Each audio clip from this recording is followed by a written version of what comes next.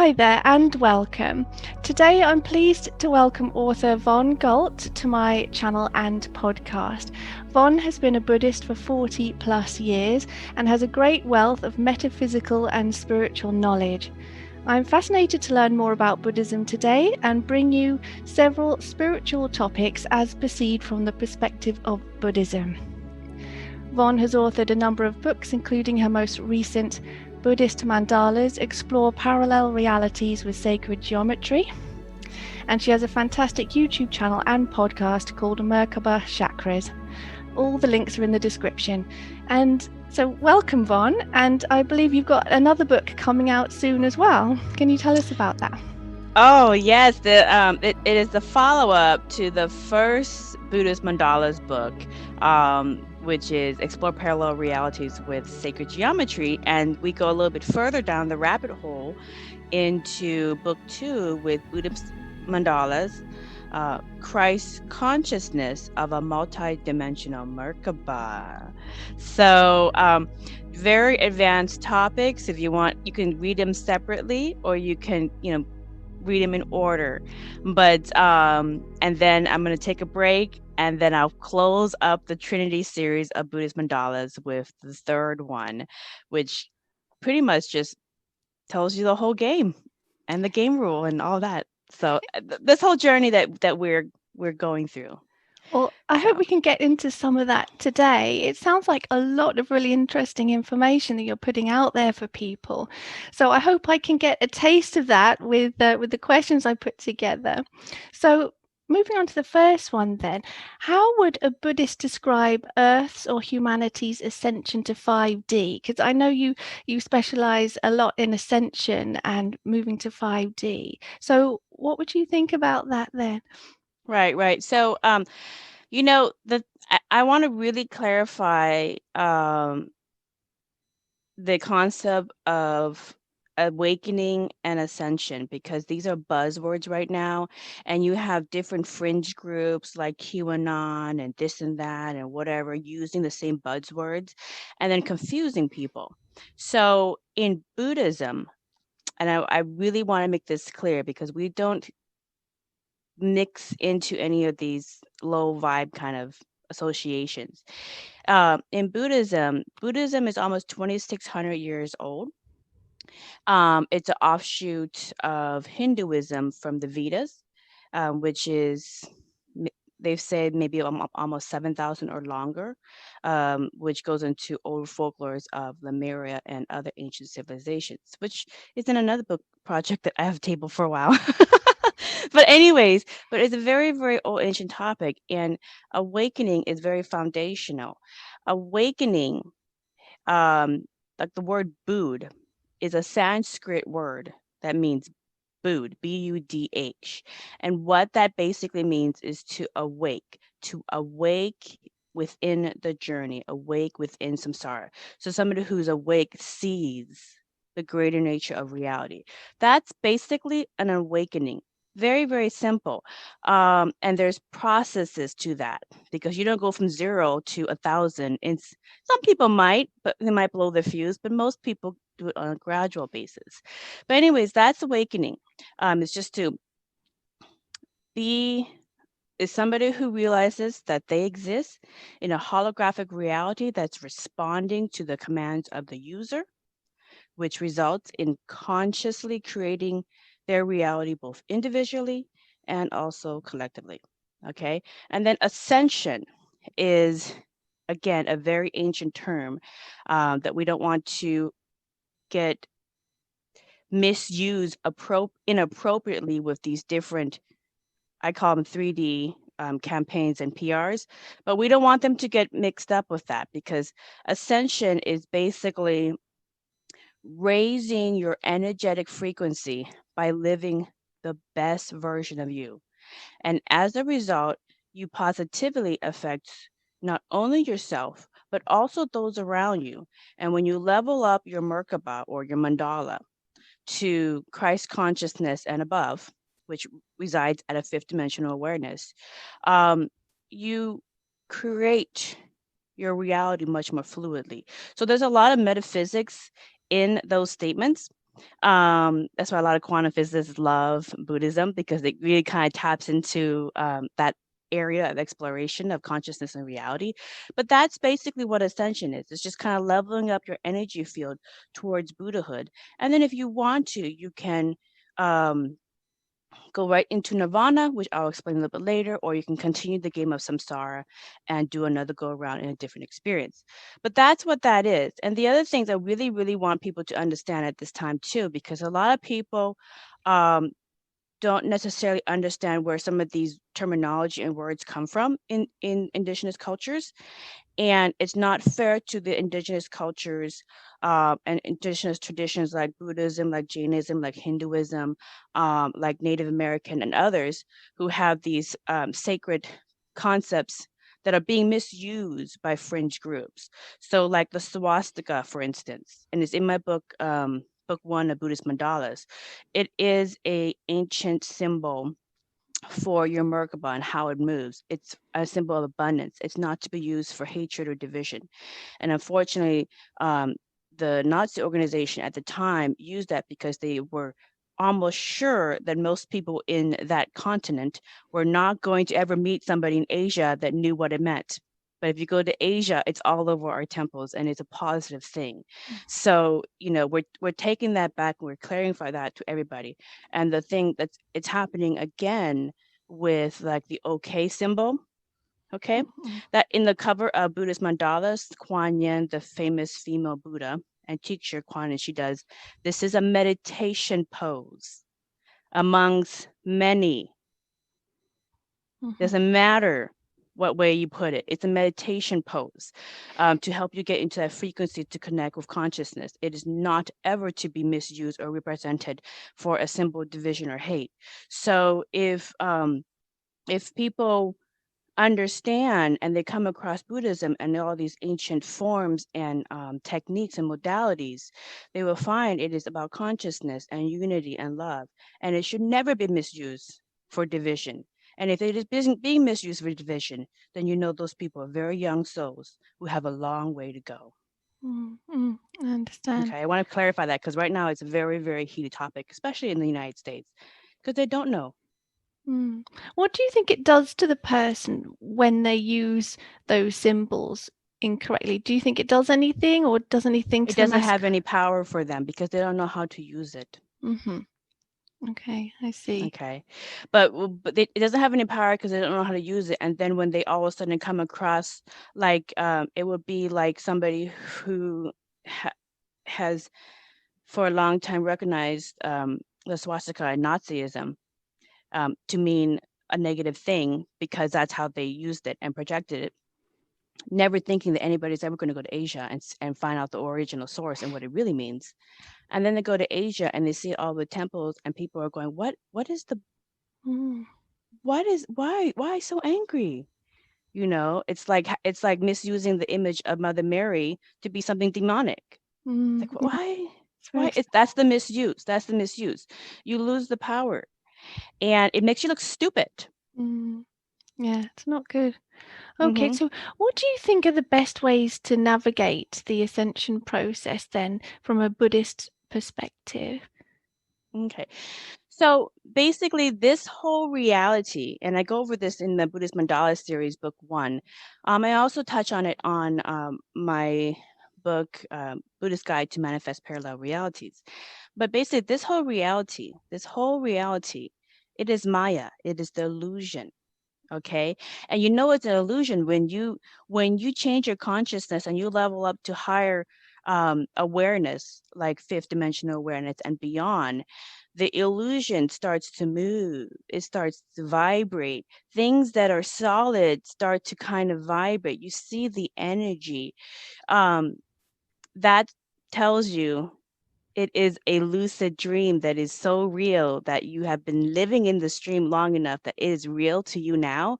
But when you start seeing the dream farther away, you see the foundation is malleable. So this is the Maya, this is the illusion, okay? It is, and lifetime after lifetime, your avatar. I explain the science behind this because a lot of people need the science. So in Buddhist mandalas, but your avatar changes. That's why if you ever do any kind of hypnosis, you're going to get past lives, various lives, future lives, lives between lives, all these different experiences that your soul has experienced all right now, but all these different experiences. So if you're spending all your time reflecting on this avatar that is not the real you, it's just the equipment that you came into the experience for your own soul's purpose and journey. So it's kind of like if you're going scuba diving, you need the proper equipment to get that experience. Mhm. That's the same thing. You're not going to bring a roll uh, to go scuba diving. You're going to need the proper equipment. So everybody has their avatar. Everybody has their storyline. Everybody has their life lessons, etc., for their own experience that they have created. And if you don't believe this information, I challenge everyone to go and find any kind of hypnotherapist, any kind, doesn't really matter. It's all the same, follows the same outlines, or meditation instructor, which meditation is hypnosis. They've already proved that in science. And go and look and see and experience your various parallel lives, your past lives, and the different soul groups that you come into this experience for. The same people in your life has been in your life in other lifetimes, and then look in the mirror and see how much of the Maya have I believed into, and why am I still doing this? Mhm. And so when you see that everything is a projection of your own consciousness, then you will learn to create reality much more responsibly, with more love and compassion, and with more kindness. You're not going to spend your time wasting your life on these really stupid divisions, these stupid boxes that we put ourselves and other people in, these limitations that we put ourselves and other people on. I mean, the list goes on. These are basic lessons, people. Move on.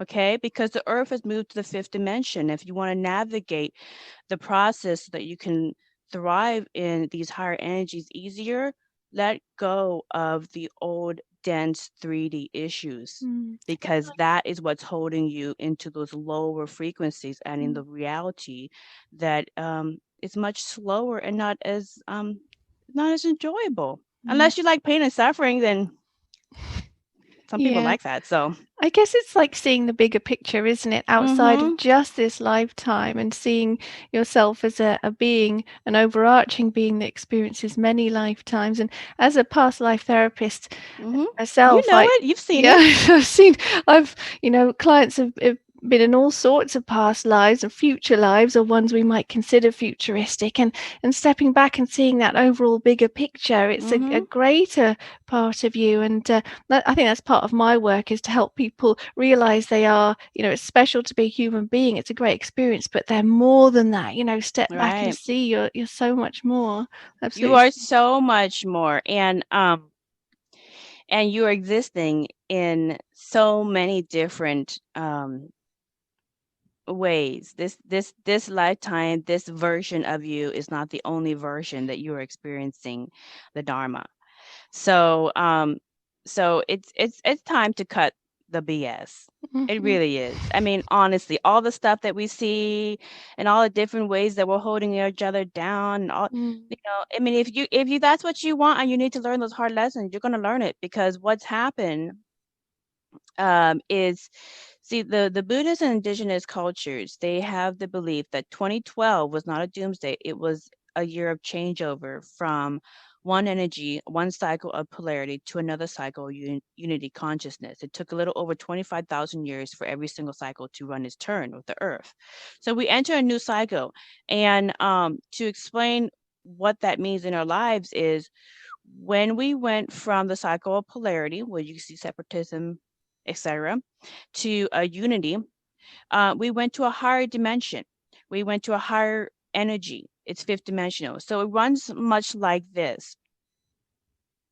If you have to take the analogy, and they've already shown this in the Schumann resonance with measuring the Earth's heartbeat and her ionosphere and all these different factors that go into kind of measuring the energy on Earth whenever she has these different spikes, is that since 2012, she was slowly having small spikes in her energy. And these spikes have been measured with predicting 9/11, all these natural disasters, etc. Um, as we got further into 2020 and now 2021, those spikes, those small mini spikes, have been happening in leaps, Yeah. leaps and leaps and leaps, not small baby steps anymore. She started small, and people who were aware of this, like Buddhists and many indigenous cultures that have been waiting around for the switch over to a new cycle to welcome it in. We didn't do anything. Earth was already doing it. She's moving on without you. You can go with her or you cannot. It doesn't matter. It's all life lessons. You're infinite anyways. So if you pass on and perish, you'll come back into another experience anyways, and you do it again. Do past life regression, you'll find out. Mm. So there's no argument there. It's done. It's done. So people who are over that and they want to get on to the good stuff, that's what happened. And so now what's happening is, if what's changed over is the energy of Earth has changed. Mm. And so many people are tuning in. They're like, the energy has changed, the air has changed, reality's changed. I don't get it. I don't know, but they know something's different. But what's happening at first, I didn't notice it. But now more and more huge energy has come in over the last decade. And it's like this analogy when you're sailing, okay? If you're third dimensional sailing, you're trying to do it all yourself. There's a lot of push pull. You're spinning around in the harbor, not getting anywhere, not getting out of the harbor. Wind comes through, a new energy comes through, it pushes you over. You don't notice anything. The energy gets a little bit more. It pushes you a little bit more. You're still doing the same thing, not thinking and recognizing that the energy has changed. The wind has picked up speed. Okay.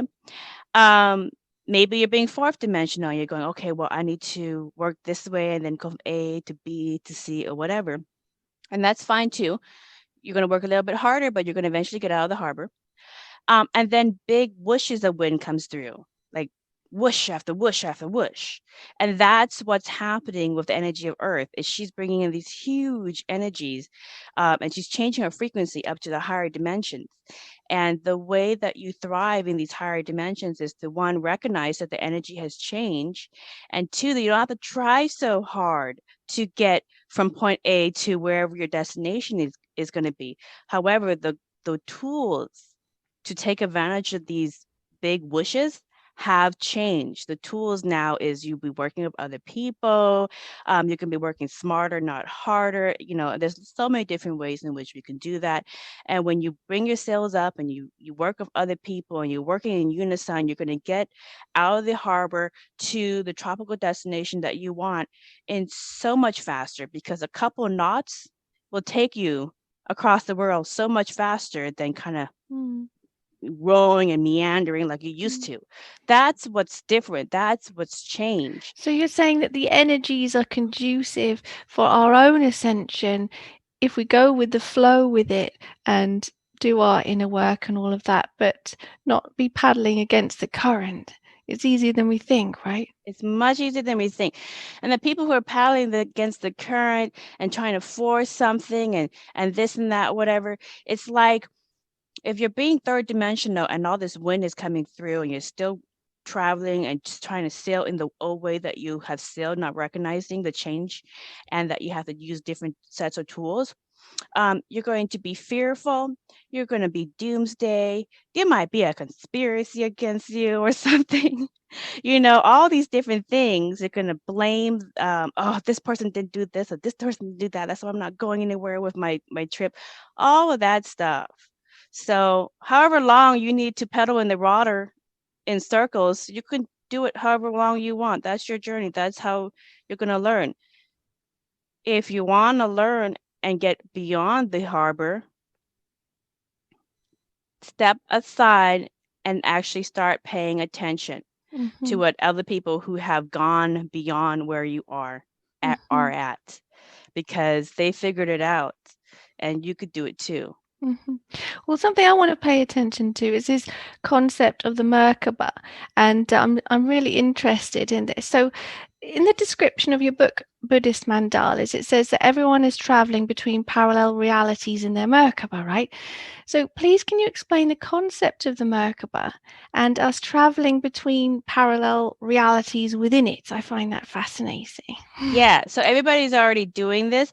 Now, in reality, there has to be a contrast in order for reality to exist. Okay, there has to be an up and a down, a right and a left. You get it, the basics. That's just the way samsara is a Buddhist word for creation. That's the way creation exists. Everything in creation has to have something to reflect back to it.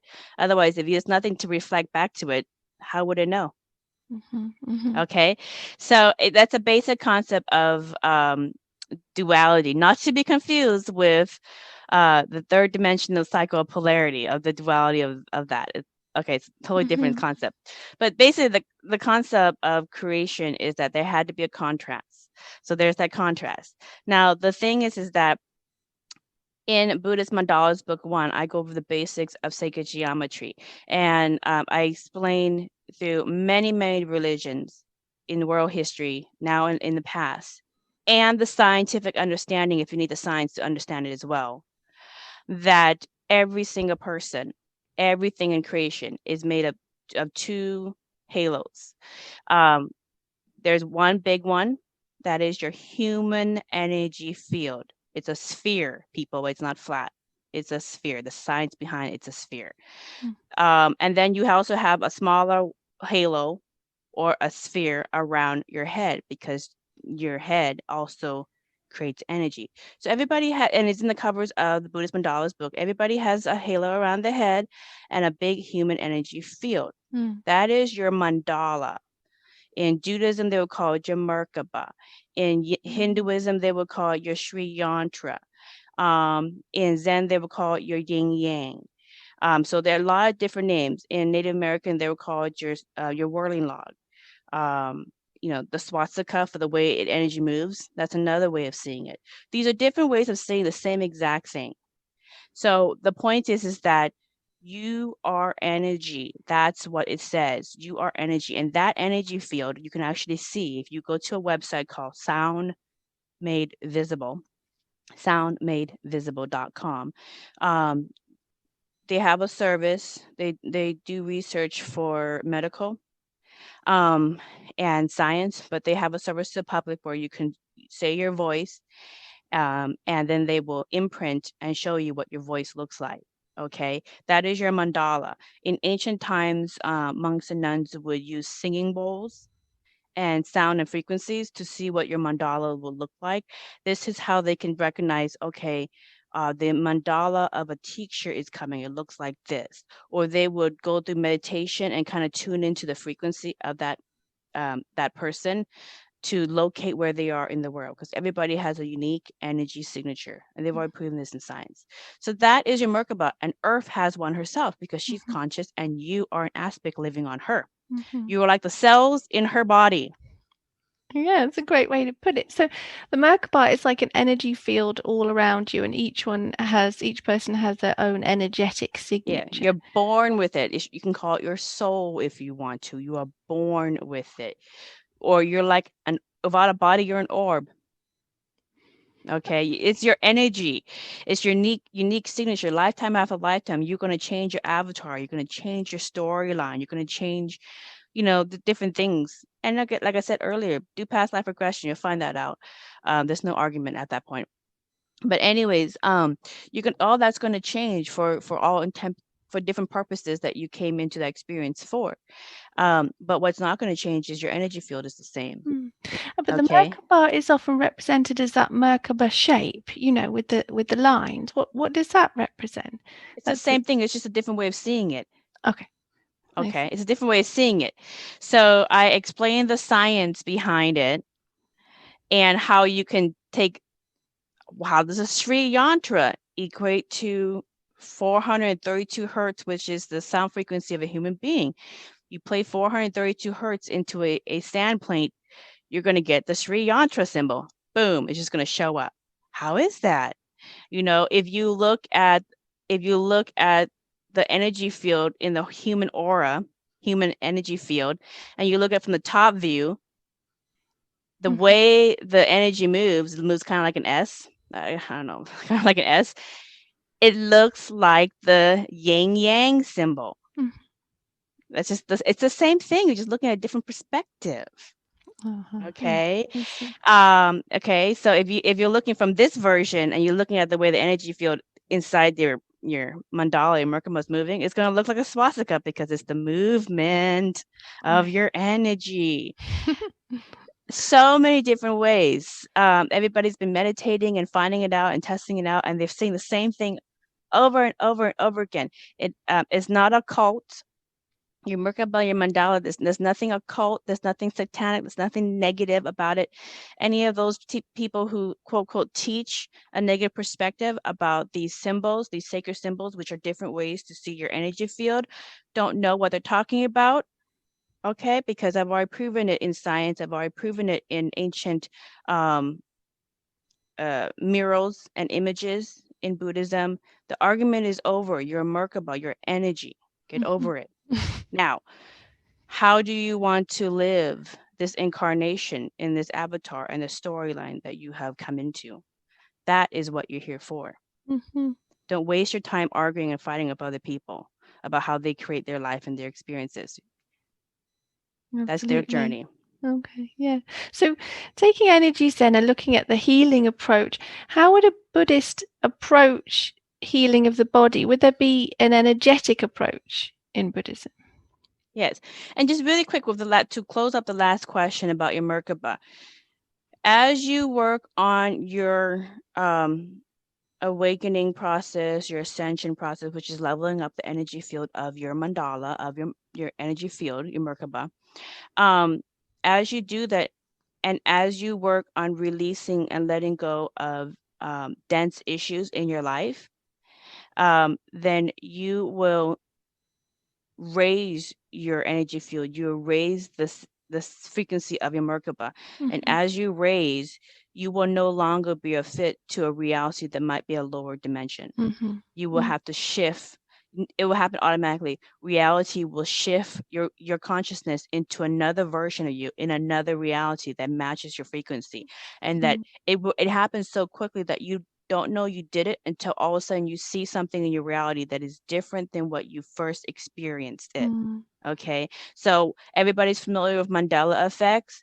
There are people who will vow that they saw Nelson Mandela die in prison. They watched it, they saw it was an event in their house, and the fact that he didn't die in prison and became a president of South Africa still blows their mind today. They don't know how they did it. It is done in the level of consciousness. And the human brain is one thing that we know how to measure consciousness. We're still learning how to measure the field of the heart, but the human brain has already scientifically proven that we can perceive up to 11 dimensions of reality. That means we can perceive up to 11 levels of physical reality.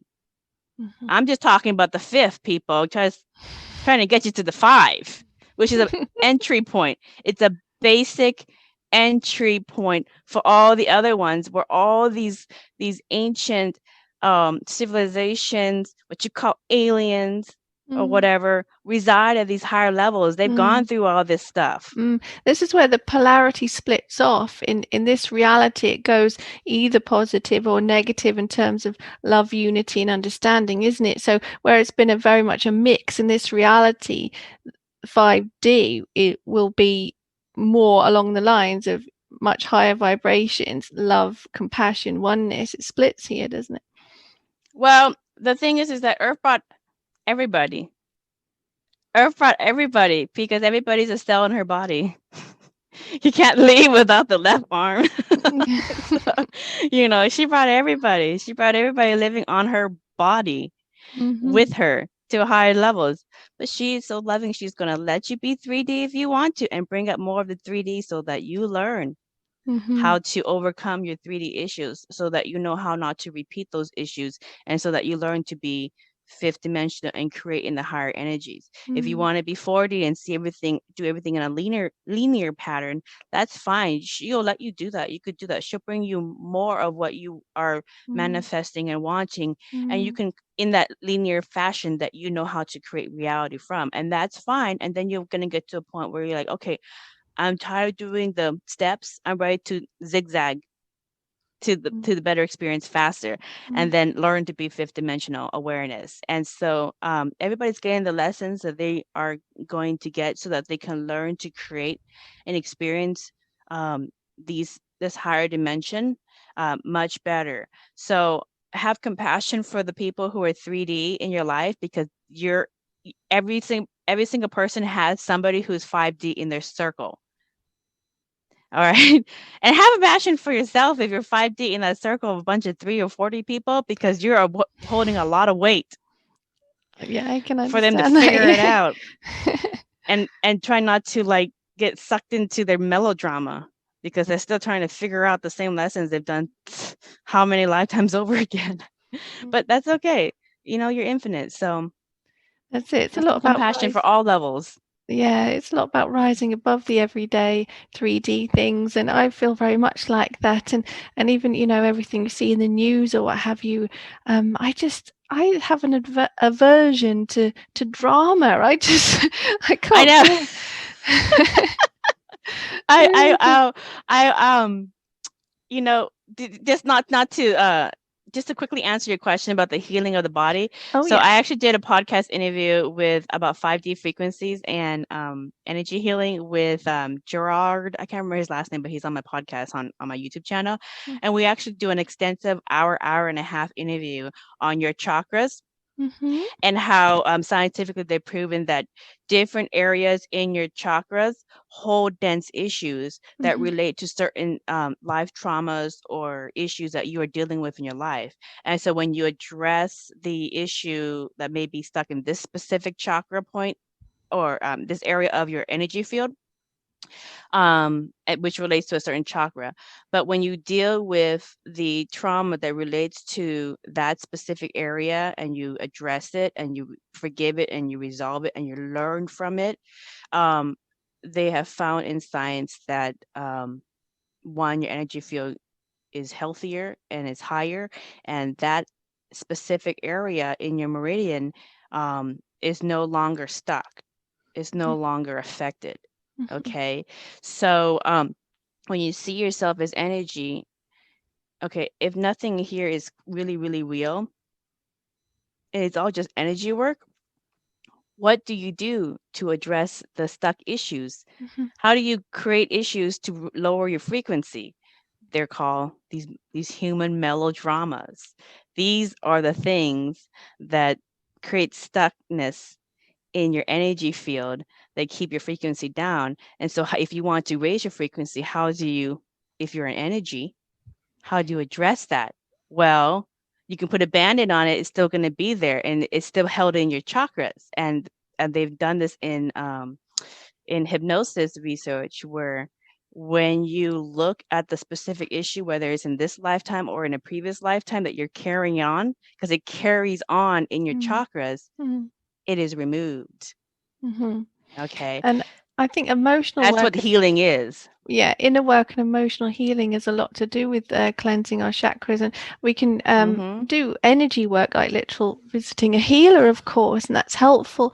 But I've always been in favor of digging deep within the subconscious mind and Mm-hmm. finding that repression Right. and shining new light on it, performing healing techniques, and then Yep. your chakra, it winds up shining much more brightly, and you feel Yeah, better day to day.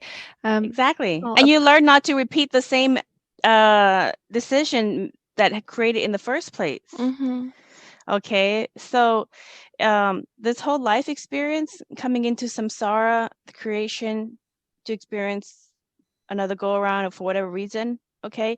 Um, not everybody comes in with issues. So if you don't come in with issues to deal with and you already come in healthy and balanced, you don't have to start new issues in mhm, your energy field. Okay. So if you learn the lesson, don't repeat the bad habits that caused it. Okay. How mhm, many people have had that girlfriend that keeps on attracting that horrible husband, and they divorce one and they find another one, and it's the same domestic abuse. It's just the Mm. same husband. They never learned. They haven't learned. Mm. So Often there's repressed trauma that causes them to sort of subconsciously, inadvertently seek the same again. It is about becoming aware and breaking the cycle. And you know, a lot of kids grow up and they break the cycle from what they've experienced with their yes. own parents. It is that awareness and breaking the cycle, isn't it? Yes, yes, and a lot of times, especially if you do if you do hypnosis or you do meditation, and I mean I do hypnosis in person. I do hypnosis remote. It works exactly the same way. You're still going to talk to your the oversoul that is in everybody. You're Mm. still going to talk to your ego, your immature ego that has no clue about things. You can still train your ego that way. If you have deceased loved ones in the past that you want to talk to, you can still bring forward your deceased loved one and talk to your deceased loved one from the other side. Mm-hmm. If you're working on something and you don't have a deceased loved one, but you're working on something and you want to talk to Sir Isaac Newton about something, if you're a physicist, you could talk to him, bring him forward. He'll tell you the answer. Mm-hmm. You could bring forward anybody in hypnosis. And then if you have, you know, dense issues on your bodies, you can also bring forward that issue to ask where did it come from, when did it come from, and deal with it and address it Mm. and heal all of your energy field so that you kind of go out good. And like Yesha used to say after he would do a session with a person is, now don't go and repeat the same habits. Don't go do it again. So you got to learn. So you could do the healing, and this is what a lot of people, because I think I've done like 24 interviews on my podcast with a lot of different types of healers. Mm. They're all the same. They all reach that delta or that theta gamma brainwave, that Mm. high meditative frequency, just using different methods. Mm. Is that when you get into that state, that's when you connect with consciousness. Mm. Okay. Absolutely. Yeah, and this whole experience is about coming in and living the best experience that you can. So if you came in with some dense issues from previous lifetimes, get to the bottom of it as quickly as possible, address it, learn from it, don't repeat it, and then start creating reality and your life much more responsibly without repeating the same bad habits. How Mm. many times, how many lifetimes, and how many times in this life do you have to keep going through that bad relationship to learn? I probably shouldn't keep attracting the same guy. You Mm. know? And that's So part of ascension, isn't it? Learning the lessons that life brings, and then you get given different lessons to yeah, get through. well, you can even listen lessons, but that what do you think ascension is? Ascending Learn, your energy field up. yep, And learning how do you experience. yeah, and how do you extend the energy, raise your energy field up? If you don't have a physical body and it's all a Maya, you work on the dense issues that are Mhm. lowering it down, clean out your aura field, raise it up. You see, it's that's Absolutely. basically what it is. It's so simple. It's so simple. People think there's a lot of things to do, but no, it's all about you, baby. Just clean up your issues. You got issues of life, you got issues with people. Look in the mirror and be like, why do like Mm. in the United States, we have a racism problem. Mm. Mm. Okay. Let's be honest. Let's be honest. Okay. But we also one of the most diverse melting pots of a country in the whole world.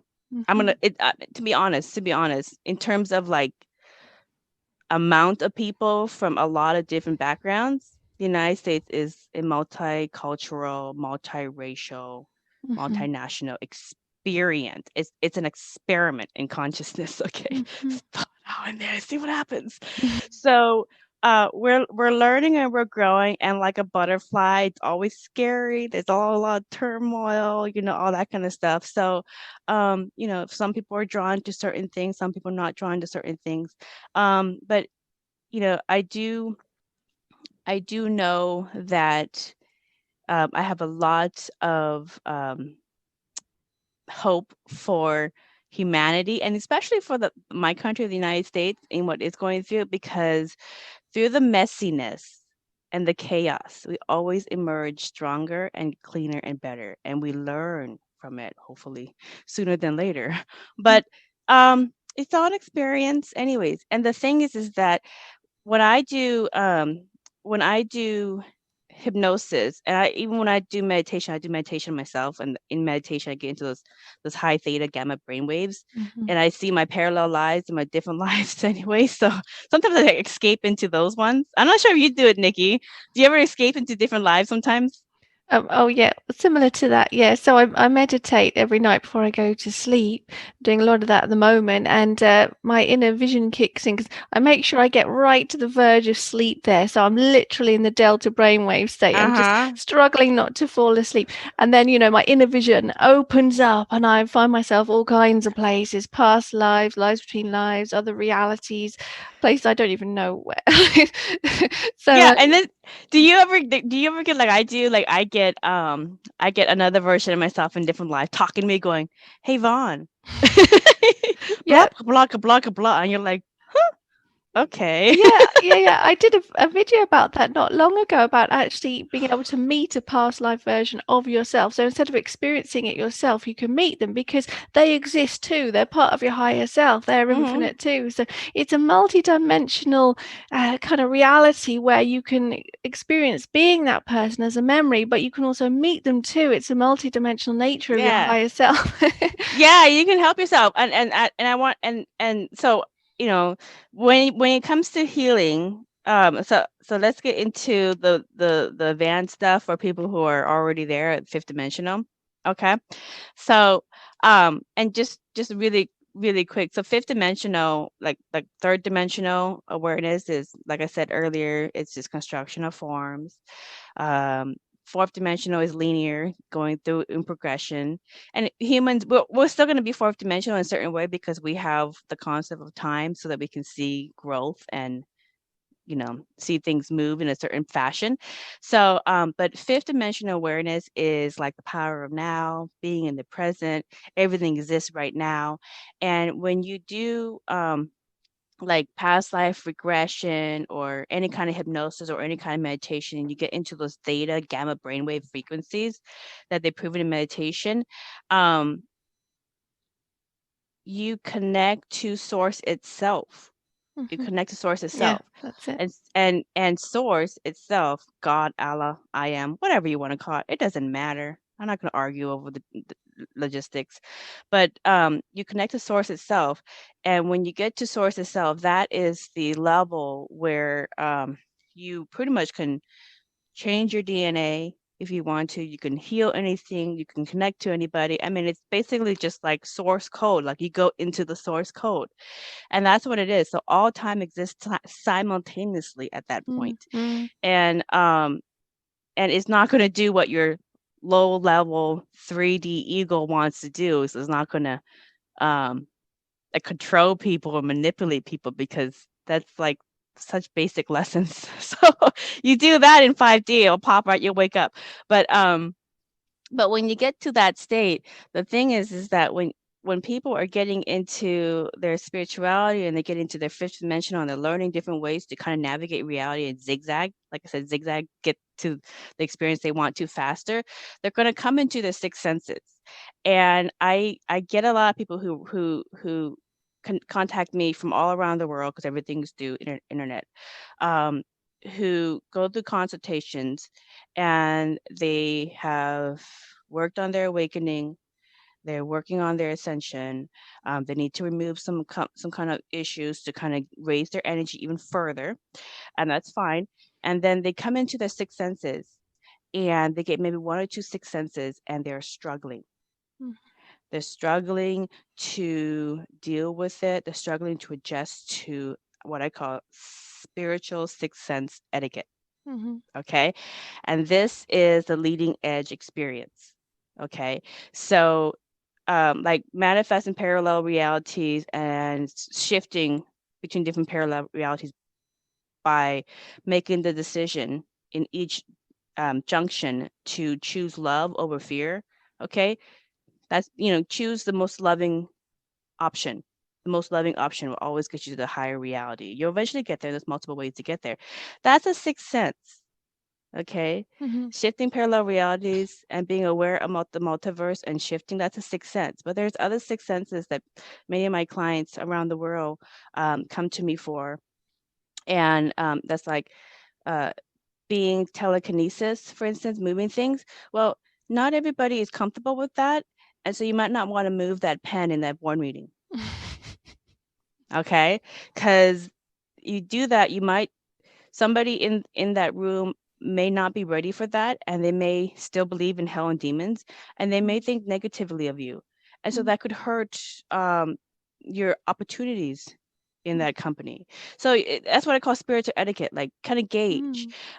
Same thing, a lot of people who are empathic in this space and they're getting further into it, they will automatically read and sense everybody's issues. It's overwhelming. And they won't be able to function in society because they could feel everybody's problems, since everybody's just projecting their problems because they don't know how to deal with it.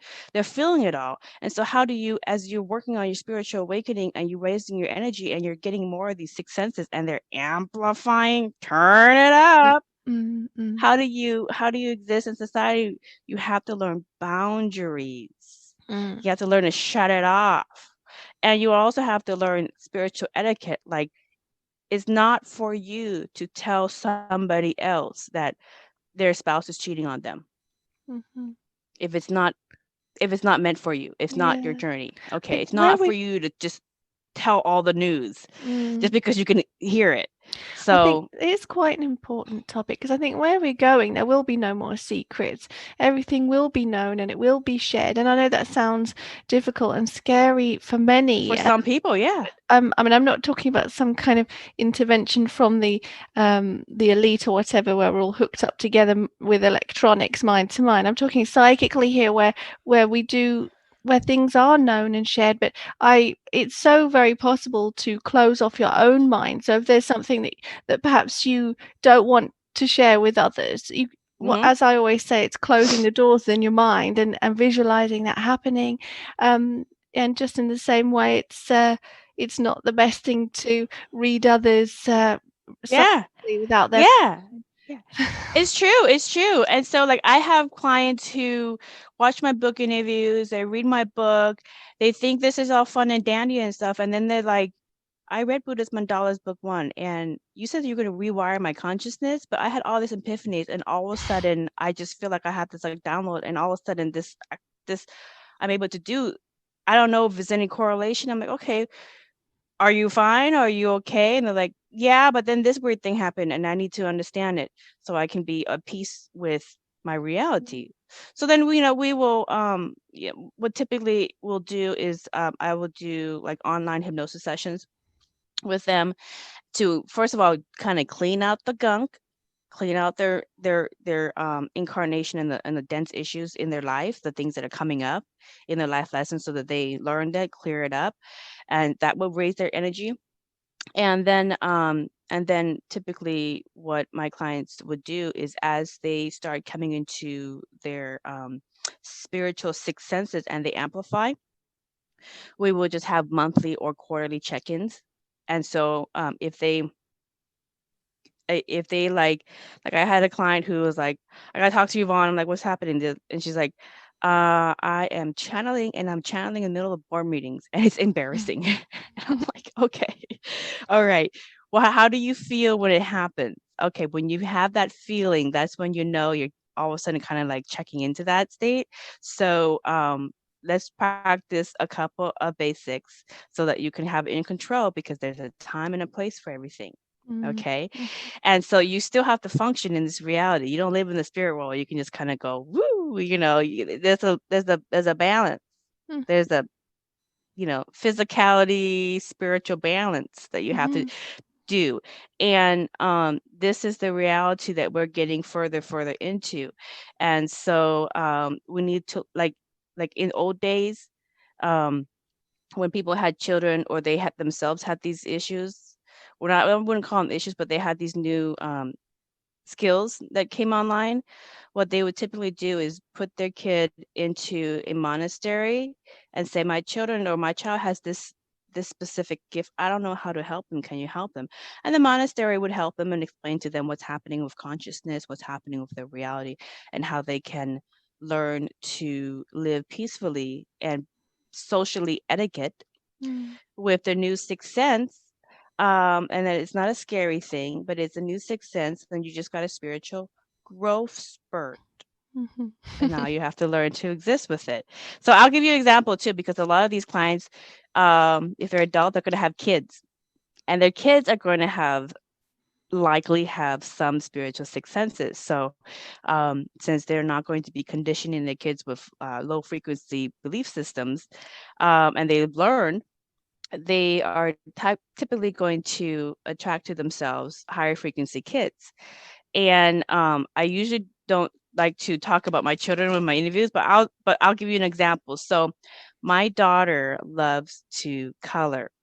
Okay. So before a hypnosis session, sometimes before before I do a client hypnosis session, she'll just color me something and she'll give it to me. I'm like, oh, this is cute. So she gave me this one. Okay. If you see this picture, Oh, that's really isn't cute. it cute? Yeah. So she has this coloring book with, of all the pictures, she picked the one with a Victorian house, a red roof, 2 unicorns. She put one as a rainbow unicorn and one in this black cloud. Okay. And then there's like this like half crescent moon. So I was like, oh, that's cute. Thanks, honey. So cute. I had a client that day come in, and it's actually put on my YouTube channel under the hypnosis reincarnation playlist. But what happened? The client had a past life where she was a Victorian housewife, her husband lived in a castle with a red roof. In the current life, she is with her boyfriend, who is a twin. One is light, and her other one, everybody always said he lives in dark. He's depressed. But he took his own life. He was in the dark. Right. He took his own life, so the light and the dark of the two twins. And then in another lifetime, here's the crescent moon. In another lifetime, she was a Muslim. Right. Oh, I see. In the Middle East. So isn't that funny? So she was quite drawn to that picture with her intuitive knowing and gave it to you. And of all the colors that she picked the exact ones that my client was going to bring forward in her hypnosis session. What's the likelihood? It's happened many times. Many times. Cool. So I'm just kind of like, okay, I won't show my client till afterwards because I don't want to influence them. But then I just go into it and what comes forward. So my daughter is intuitively knowing exactly about the tool of hypnosis or meditation, knowing exactly what the deal is.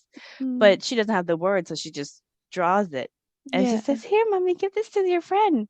And I'm like, okay, here you go. That's so lovely. That's Isn't so it lovely. cute? Yeah. But anyways, that's very, very normal. It's not always like that. Because she's still my 5-year-old, and we still argue and butt heads about brushing teeth and not eating junk food all day. So she's still a kid, and she still needs proper parenting and so forth, discipline, structure, order, all that kind of stuff. But I do kind of encourage her in things that she likes to do, like coloring and stuff, and I do keep an open mind with some boundaries. So and I talk to a lot of parents who are coming into their awakening, they're coming into their sixth senses, and they're trying to learn how to deal with and apply spiritual sixth sense etiquette to the new growth spurt. And at the same time, they're asking me about their children who are exhibiting certain abilities as well. And they want to foster that. But sometimes it can kind of scare them, the parent as well. So their sixth sense is scaring them, and their kid's sixth sense is scaring them because they don't understand it. So don't go to someone who's going to be telling you anything negative about their experience, because they obviously don't understand. Yeah, absolutely. My eldest daughter. Yeah, my eldest, she's very intuitive, and she often says what I'm saying, what I'm thinking before I say it. And if I've been talking with someone about something, she'll come along and bring it up, even though she hasn't heard what's been said. So she's very intuitive. But anyway, so just they already know. They just know right into it. They just they already know. Very awakened indeed. But just back to these chakra points. So can you tell me about the earth chakra points and the energy portals? Because I was looking on your website, and I saw that you had a lot of information about that, and I was just really curious what your take on it. Yeah. So the earth's chakra points is built the same exact way as our human energy field. Mhm. So, like where all the pyramids and megaliths are, they're actually on top of the high magnetics of the earth, and they're Mhm. all in equal proportion to one another Mm. all over the Right. earth. And so a lot of her chakra points have activated, and like sometimes you look at the internet and somebody will post a picture of just a random field and there's like this beam of light that goes up from the ground. They're like, what the heck is this? That's one of her chakra points just lighting up. But the ancients have figured out that, like, and you could do this with dowsing rods if you go hiking, which is a great exercise, everybody. Mhm. Is just, take a dowsing rod, walk around England or wherever you are, and go and find areas where the the dowsing rod would kind of spin and go out of control, and Mhm. that's where oh, there's high energy in this specific point. And typically what you'll find is you'll find like a fairy ring or a circle of mushrooms in a circle, or you're Yeah, finding like I've seen trees them. that kind of like curve in a circle, That's kind of it. like there's a portal in the woods or something. But you could do that also where there are megaliths and pyramids, and it'll point you right to the megalith or pyramid. So that's the chakra points on the earth, and they're all equal, and they're all connected, and that's basically the energy field of the earth. Mm. It's Hmm. fascinating. My husband loves all that when we Yeah, occasionally it's so find much. The like, kids love it too. yeah, like a mushroom circle. Sometimes we find half circles. They haven't quite grown all the way around. And the trees that grow off to sort of one side at an angle and then up. And my husband loves to say, oh, look, there must be an energy vortex there. So, There yeah. is an energy vortex, and I am driven to figure out how to properly activate the Merkabahs, because we have portals within our energy field. Okay, our Mhm. energy field, the Merkabahs, the mandalas, we have portals inside us, because that's how we are able to go from one reality to another reality by working on our dense 3D issues and our human issues, Mhm. and learning how to create reality more responsibly. Mhm. When we do that, we are shifting the portal within us to another reality. We're shifting to just because all you do when you travel between portals, theoretically, is all you do is just change the energy around you, Mhm. and you just pop into a new reality, and Yeah, that's when that's like, it. oh, that's different. That's not what I remember last time. Yeah, and You know. hypnosis is great for that. I mean, I can't wait to start doing my sessions again because I really miss all that, and helping people to, there's so many purposes for hypnosis, but one of them is helping people to sort of change frequency so they can sort of Yep. slip into another dimension and see what they experience. Yeah, I just recently had a client that came in because he wanted to get some understanding of what was going on with his reality, because him and his mother had this argument, and he was telling his mother, he's like, no, you got your divorce in 1994, because I remember that year specifically. That's when I ran away. I moved in with dad, and he had all this backstory for how 1994 was the year that that his mom got married to somebody else. It was a very pivotal point, and she's the mom now is like, Mm, "What are you talking about? I didn't marry so and so until like 5 years ago." He's like, "No," and he just, it just. So he different came in to reality. find out different reality. It's like, you know what? Your mom is still your mom. It's just another version of your mom, and it's a healthier version of your mom, because the version of your mom in the past that divorced and got married, remarried in 1994, had more problems. So you change your perspective, you Mm, change and healed a lot of the things in your life, and saw things in a different way, a much more appropriate way, that you manifested a healthier version where you got a healthier mom. Isn't right, that wonderful? yeah. You helped your mom out by seeing that she could be better than what she was, and you're Hmm. experiencing it. Mm. So Have- when it comes to self-improvement then, so perhaps practices or values and beliefs, so what like top three concepts might be central to a Buddhist way of life, in terms of practices or values? Well, I mean, there, you know, the Four Noble Truths is basically kind of a set of tools that you can use to look at the issues or the dense issues that keep coming up in your life that you're still working on trying to transcend, or kind of like not repeat certain habits that you don't want to experience again. Mm, So look into the Four Noble Truths. There's nothing religious about it. It's just one, life is suffering. Two, attachment causes suffering, and people are attached to more things than physical. Sometimes they're attached to ideas and concepts that they need to let go of.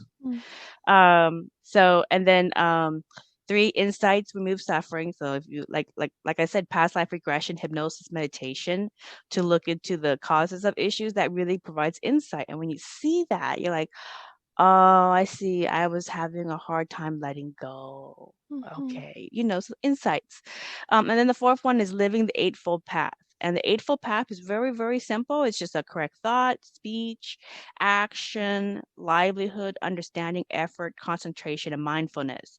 So in my book, Buddhist Guide to Manifest Parallel Realities, using the Four Noble Truths and Eightfold Path in the age of consciousness, because we're all getting conscious at some point. That goes over the Four Noble Truths, which the first Buddha, Siddhartha, Gautama. Anyways, the first Buddha, I always get his first and middle name mixed up. But anyways, the first Buddha, he found those through meditation, and that's just a tool that you can use to address your issues, so that you can transcend them and you can move on to the good stuff. So and stop repeating the habits that bring the old experiences up. So the Four Noble Truths is very, very good tool, and there's many other tools. Whatever works for you, use it. And then the other thing is, samsara is just another word for creation. Okay. And everything that exists is samsara. It is creation. Okay.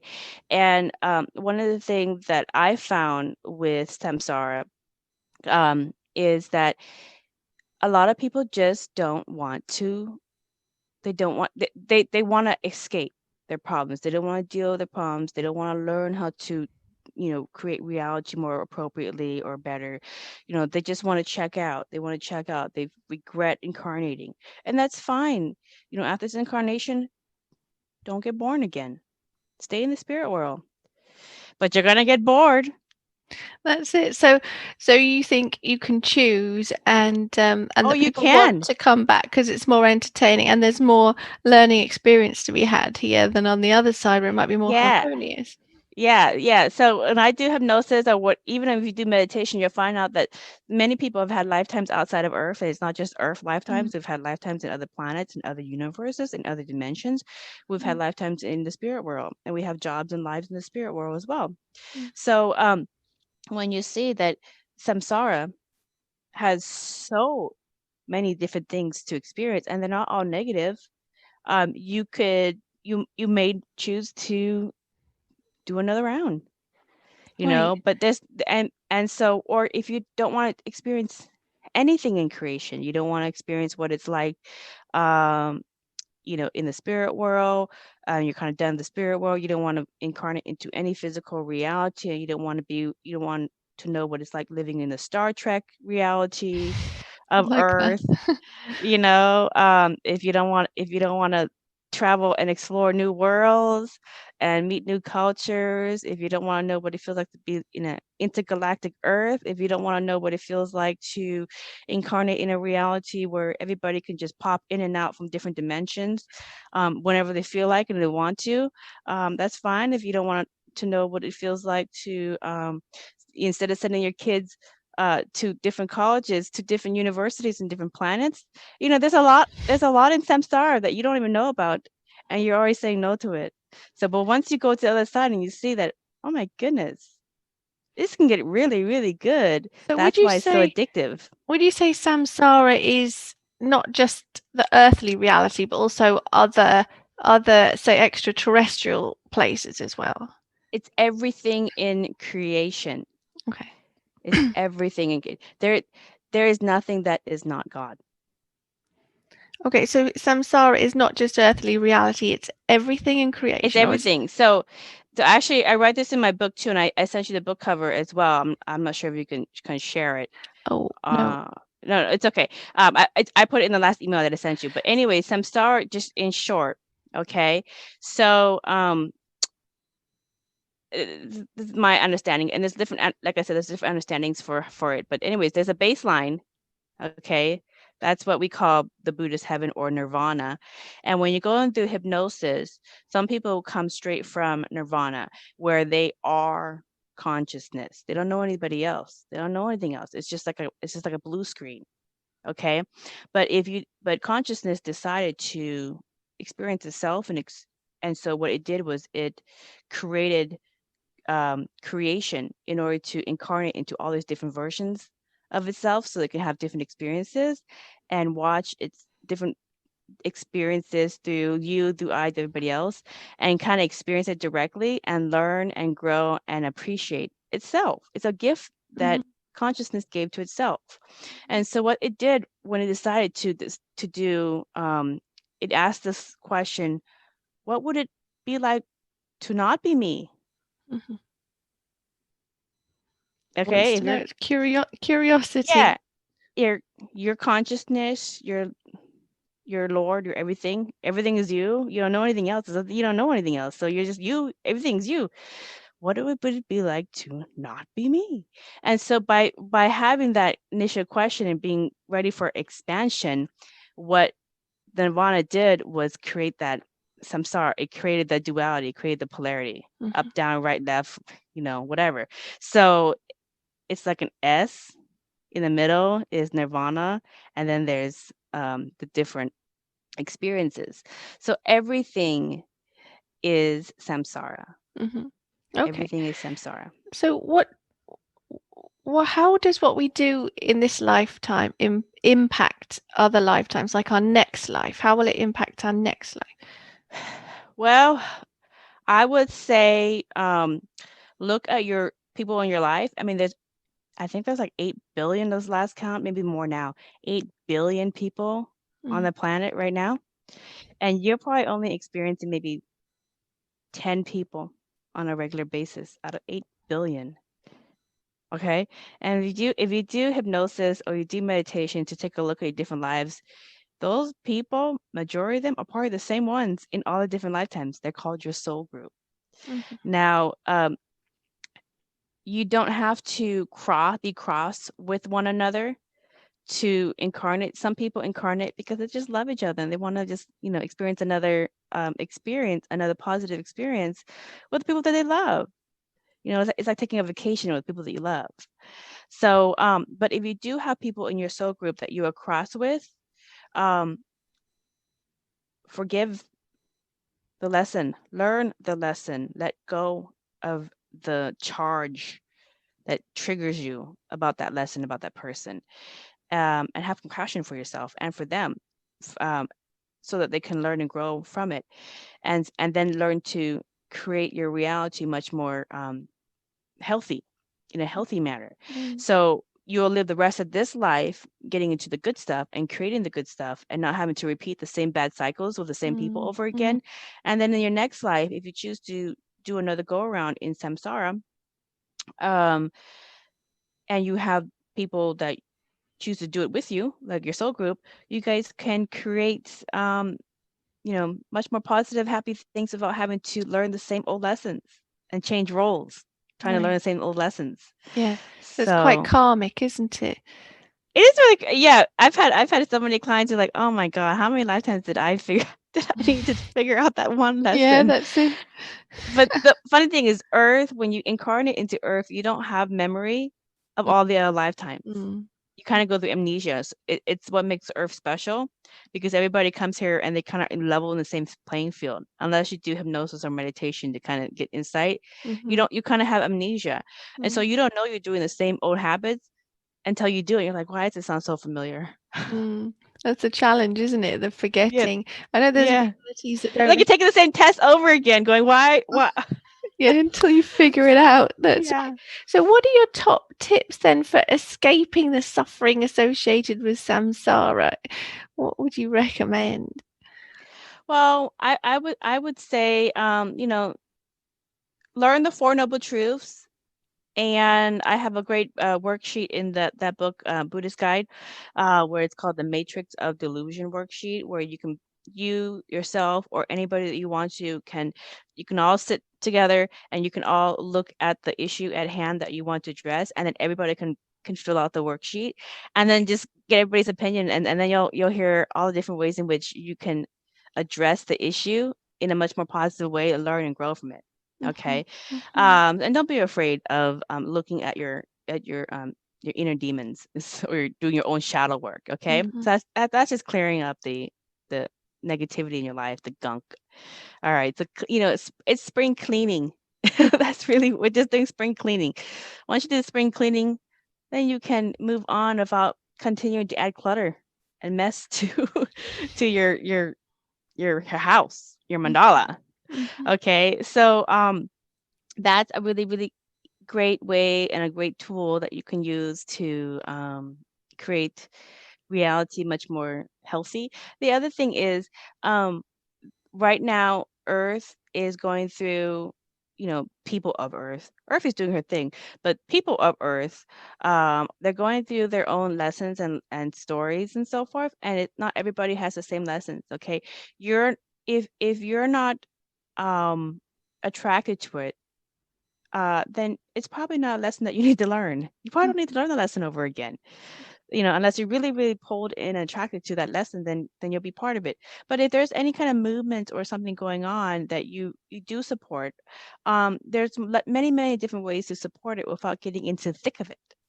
Okay. Okay, you can be a bystander and support through lots of different ways. Charity work, volunteering, different things. Um, you know, there's a lot of different ways to do that. And a lot of corporations will support a lot of different campaigns and things that they are really energized about through different ways as well. And so it's not just about uh, giving money donations, but they will do kind of like a trade with their product. You buy this, we'll plant a tree or whatever. So, anyways, but don't feel guilty if you are not going to actively be part of some kind of turbulent campaign or thing going on, because it goes both ways. If somebody's trying to give you a hard time for not being part of some kind of movement, well, why are not they're not part of all the other movements going on? Mm. Do good deeds See? help with your karma, do you think? Yes, good deeds do help with your karma, because good deeds will create kind of like a positive balance, you Mhm. know? Mhm. So don't create negative karma. Don't create negative karma is just basically another word for unbalanced Mhm. perspectives. Mhm. Okay, unbalanced perspectives create imbalance in your life. And those unbalanced perspectives that create imbalance in your life will eventually manifest into a physical experience. Mhm. They I always see. do. What you think and feel always manifests into some kind of physical experience. So That's the true. process. So if you really, really are adamant about something and you really, really dislike it and stuff, that feeling and that dislike is going to manifest into experience where you're going to see Mm. physically what that experience is all about. And then you can still decide at that point, oh, do I really want to stay in this experience, or this is not me? I just Mm. realized this is not me. Yeah, I always think there's quite a crossover between karma and manifesting, because if you're stuck on that wheel of karma, you're stuck in the energies, the vibration of what you're creating. Therefore, you're manifesting what you're creating. There is a big crossover there. I've found that when I've been There is. pondering about it. Yeah.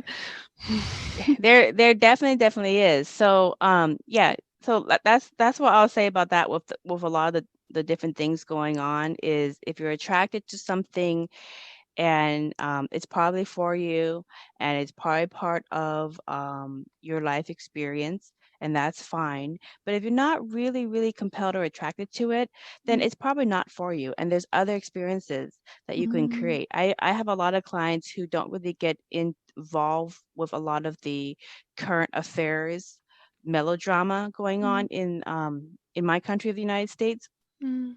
but they're more focused on kind of building the fifth dimensional and working with those Mm. energies. So they're working on trying to create a CBD product line to help animals feel good in their dying days or in Wow. pain. They're working on how to grow like cannabis, and working on how to get that in a way that people can digest it without and feel good about it. They're working on creating meditation retreats where people can come in and they can commune with earth, they can commune with different dimensions or whatever, and they can get healing and just kind of get kind of like peace. So they're working on all these different things, and so everybody's working on something different. So there's a lot of different ways we can experience our reality. So I know that during these sort of tough times, what has helped me through is focusing on helping others right. to feel better. I know you work very hard and you're very busy and you're trying to help others too. What would the core messages be that you sort of try to get through to help people in your work? What kind of core messages do you try and get across? Well, in my hypnosis sessions and even in my meditations that I do, I get the same message from the Oversoul for every single one of my clients. So I ended up putting in these basic sentences. And this is what the Oversoul wants every single person to know. You've always been enough. Use the gifts and the resources all around you to create a life that you want to experience. A life full of joy and love. And the spirit world will nudge you through synchronicity, and you could do it. And that's the same message to get over and over and over again. So focus on your life and focus on creating the best version of you, and enjoy each and every single moment, because that experience is unique. That's very well said indeed. Mm-hmm. Awesome, awesome. It's been really wonderful having you on my podcast and my channel here, and it's been a pleasure to learn so much about Buddhism from you. Thank you so much. So, where can people find you online and purchase your new book that's coming out as well? Yeah, so you can go to my website, which is Merkabah Chakras, Merkabah, Merkaba, chakras, like your 7 chakras.com. And there you can just click on the book. They'll take you straight to my Amazon page, or you can go to Amazon and just type in Von Galt, VON, and then Galt, GALT, like who is John Galt, and just click on the author's name and it'll pull up my author profile, and all my books are there. I do other books too. I create bridal bouquets books for weddings, and then I also do coloring books for kids, and then Oh, the Buddhism series, which I am working to complete. But Buddhist Mandalas Book 1, Explore Parallel Realities with Sacred Geometry, that is out right now, and that one will rewire your consciousness to a fifth dimensional level. The basic study of sacred geometry wasn't given to Yeshua, which is what you would call Jesus in the West. In the East is Isa, or Yeshua was his real name. But we didn't give him sacred geometry teachings, and that was like the very last lesson. So I just start you with sacred geometry. I just cut through the BS. You get the sacred geometry. oh, that's And then interesting. yeah, I go backwards. So you typically learn the wisdom teachings, and then the Christ consciousness, and then you learn about the samsara, and then you get to the how everything's created. I just go backwards. I just start with sacred geometry first. Let's rewire your consciousness, reset. And then the second book is coming out next month. So be on the lookout for that. And that's book 2 of Buddhist Mandalas, which is Christ consciousness of a multi-dimensional Merkabah. And I go into the Buddhist understanding of what it is to be fifth dimensional awareness, crystalline consciousness in your Merkabah. So anyways, so we'll get into that later. So be on the lookout for book interviews about book 2, because we're going to level you up into your crystalline nature. And then, I'm going to take a break. I'm going to try to get that on Audibles, take a break. And then hopefully by the end of 2021, I'll get back into writing and finally finish book 3 of the Buddhist Mandala Trinity series, which will completely round off the whole experience. And you'll get to understand the whole sojourn of what we do here for. Awesome. So yeah. So a lot of this stuff, a lot of people are not very aware of, because they don't understand the advanced studies in Buddhism, because they're still working on the basics. Mhm. So, but some people are beyond the basics. There's a lot of star seeds and ancient souls that are beyond the basics that are ready Mhm. for the higher level Mhm. um, knowledge. And Okay. that's really where I offer that. Awesome. Well, I'll put links in the description below this video and below the podcast listing then to your books and to your website. It's been fantastic, Vaughn. Really informative and great fun as well. You're lovely to speak to. Oh, thank you, Nikki. And blessings for you and your new book as well. So, Thank you really great so read. much. Thank you so much. Okay then. Thanks.